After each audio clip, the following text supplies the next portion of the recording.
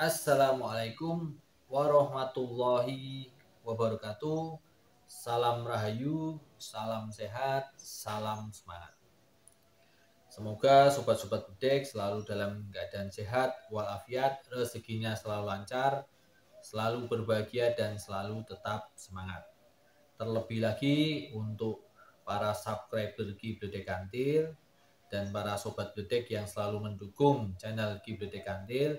Kibledek Kantil selalu doakan setiap harinya agar semua urusan sobat-sobat bedek selalu lancar tanpa halangan apapun. Oke, di sini masih ketemu lagi dengan Kibledek di Solo Podcast atau single podcast Kibledek Kantil ya. Di sini Kibledek menjawab pertanyaan dari sobat-sobat bedek. Di sini ada sobat bedek yang mempertanyakan tentang rumah tangganya. Jadi penyebab rumah tangganya itu retak atau banyak gangguan akhirnya terpisah ya. Jadi apa toh yang menyebabkan hal tersebut terjadi? Di sini akan Kibledek jawab sesuai kapasitas dari Kibledek Kantil, dan dari sobat bedek yang mempertanyakan tentang ini juga tidak Kibledek sebutkan namanya dan Kibledek jawab melalui video ini ya. Oke, sebetulnya keretakan dalam suatu rumah tangga itu banyak sekali penyebabnya. Dari sektor ekonomi itu yang biasanya paling banyak menjadi suatu pemicu. Namun di sini yang sebetulnya yang ditanyakan adalah faktor X atau secara spiritualnya. Secara spiritualnya memang ada suatu makhluk atau kita sebut jin itu yang kerjaannya memang untuk menggoda pasangan yang berumah tangga untuk agar bisa pasangan tersebut terpisah. Namanya itu kalau yang umum namanya itu dikenal namanya jin dasim. Jin dasim ini memang kerjaannya atau memang profesinya itu memang untuk memisahkan pasangan yang sudah berumah tangga, yang sudah melakukan akad nikah. Namun sebetulnya di sini banyak penyebabnya sebelum jin dasim ini masuk ke dalam rumah tangga tersebut. Jadi sebelum masuk ke dalam rumah tangga tersebut, jin dasim ini kan melihat situasinya. Jadi situasinya kalau ternyata memang rumah tangga tersebut solid atau kuat, jin dasim ini juga tidak akan dengan mudah masuk. Jadi seperti ya, memiliki strategi sendiri-sendiri. Di sini nanti juga Kibledek prediksi weton yang kemungkinan akan mendapat gangguan dari jin dasim ini. Jadi disimak ya dari awal sampai akhir.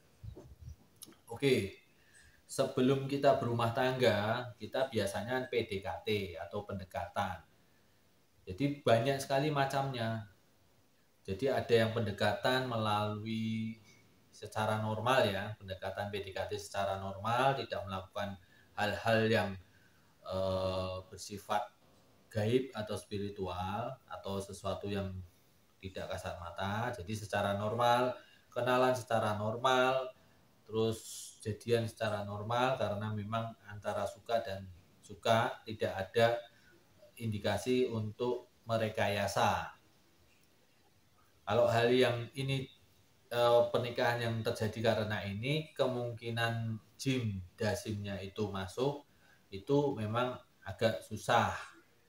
Biasanya nanti yang model ini itu biasanya di sektor ekonomi. Cuman kemungkinannya agak susah karena memang tidak ada, dalam artian tidak ada merekayasa karena sukanya itu ya. Memang karena benar-benar murni suka dan suka, tidak ada embel-embel memakai ajian, memakai susu, memakai macam-macam. Ini lebih solid. Apalagi kalau kenalnya sudah lama, selama pacaran itu juga mengalami berbagai macam ujian. Di sini kan tinggal tergantung kesetiaan masing-masing. Kalau memang dari dasarnya suka dan suka itu tanpa rekayasa, kemungkinan bisa lancar. Tinggal nanti hitungan wetonnya. Oke, nanti wetonnya prediksinya bagaimana itu juga ada pengaruhnya. Terus yang kedua karena kenalan yang laki-laki suka, yang perempuannya tadinya tidak suka. Lalu dengan rekayasa tertentu, di sini rekayasa ada dua macam. Rekayasa yang secara kasat mata, jadi memakai kekuatan harta benda, memakai kekuatan kekuasaan, itu kan yang kasat mata ya, atau kekuatan yang gaib. Kekuatan yang gaib bisa memakai ajian, memakai susuk, memakai macam-macam. Nah, kalau yang memakai rekayasa itu lebih cenderung riskan akan terjadi perpisahan karena jin dasim ini lebih mudah masuk karena rasa senangnya itu, sukanya itu ada rekayasa. Karena ada rekayasa itu tidak solid ya, agak rapuh. Ya lumayan rapuh, lumayan. Kalau memang awalnya dengan memakai rekayasa dengan kekuatan harta benda atau kekuasaan, setelah nikah berjalan terus terjadi kan sesuatu itu tidak kekal. Harta benda juga bisa habis, kekuasaan juga bisa turun jabatan, kekuasaan bisa hilang juga. Kalau harta benda dan kekuasaan itu menghilang, maka jin dasim itu memasuknya lebih mudah untuk mempengaruhi terjadinya retak. Lalu yang kedua rekayasa dalam hal gaib, memakai susuk, memakai ajian-ajian untuk pengasihan agar yang diincar itu senang kepada dia. Itu juga ada konsekuensinya. Jadi di alam semesta ini apapun yang kita lakukan sebetulnya itu ada konsekuensi, ada timbal baliknya. Kalau kita baik, kita akan mendapatkan hal yang baik. Kalau kita tidak baik, maka akan mendapatkan yang tidak baik. Jadi kalau rekayasanya itu pakai hal-hal yang gaib, hal-hal yang tidak kasat mata, maka itu juga akan terjadi hampir sama semacam rekayasa yang kasat mata, harta benda tadi.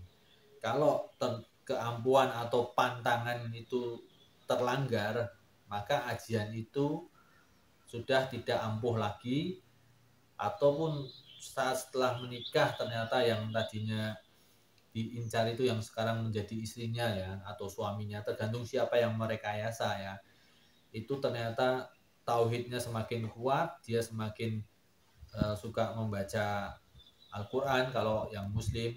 Kalau yang non muslim mungkin membaca kitab-kitabnya ya, kitab suci mereka. Mungkin jin dasim lebih mudah masuk karena rekayasa ini semakin lemah, rekayasa dalam hal gaibnya itu semakin luntur. Nah di situ nanti juga akan terjadi keretakan karena jin dasim itu lebih mudah masuk.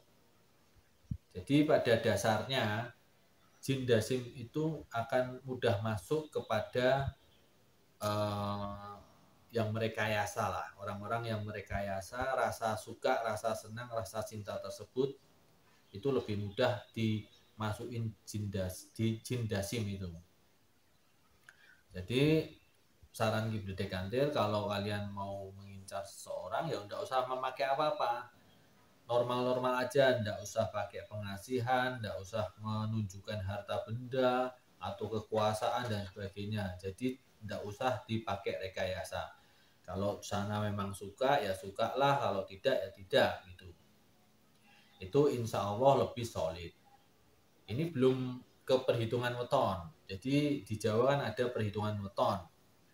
Jadi jin dasim ini kalau di weton menurut pandangan Ki Bledek Kantil, jin dasim ini lebih mudah masuk ke weton yang pasangannya itu ketemu di 15, 23 dan 31. Ini biasanya jin dasim itu masuk ke weton-weton pasangan tersebut itu melalui orang ketiga atau melalui harta benda karena kaya raya dan sebagainya, ini nanti jin dasim mengolah tentang hal tersebut. Jadi orang tersebut memang dipermudah semuanya secara ekonomi, kaya raya, secara jabatan naik terus, tingkat terus. Lah jin dasim itu menggodanya melalui orang ketiga. Bisa perempuan, kalau yang laki ya, perempuan atau yang perempuan datangkan yang laki dan sebagainya. Itu jin dasim masuk melalui situ. Terus bisa juga yang weton 14, 22 dan 30. Weton pasangan 14, 22 dan 30 ini biasanya dipicu oleh pertengkaran. Pertengkaran di sini biasanya karakter ya. Karakter pertengkaran itu sebenarnya kecil-kecil, cuman kalau dibiarkan lama-lama besar, atau kalau diterus-teruskan ya akhirnya besar juga. Cuman dua ini masih bisa diselamatkan. Jin dasim itu masuk itu masih bisa diselamatkan. Ini kalau menurut hitungan weton pasangan. Terus ada lagi yang ini yang paling riskan, biasanya pecah.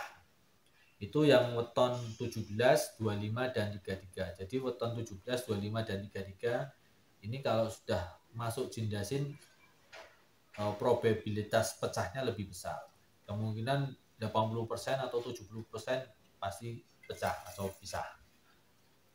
Itu yang weton pasangan digabung menjadi 17, 25 atau 33. Itu biasanya akan riskan kalau udah jin dasim masuk ke situ.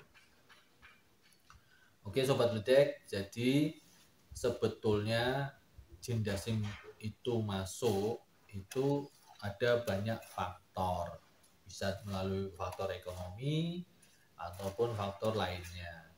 Namun kalau dari awalnya kita bisa solid, pendekatan kita tanpa rekayasa, ya karena sukanya benar-benar suka, bukan karena suka karena hartanya, kekuasaan dan sebagainya, itu kan rekayasa masuknya. Insya Allah aman-aman saja dan kita bisa langgeng. Tapi kalau pendekatan awalnya sudah memakai rekayasa, ya biasanya mudah dimasuki jin dasim. Lalu bagaimana cara mengatasinya?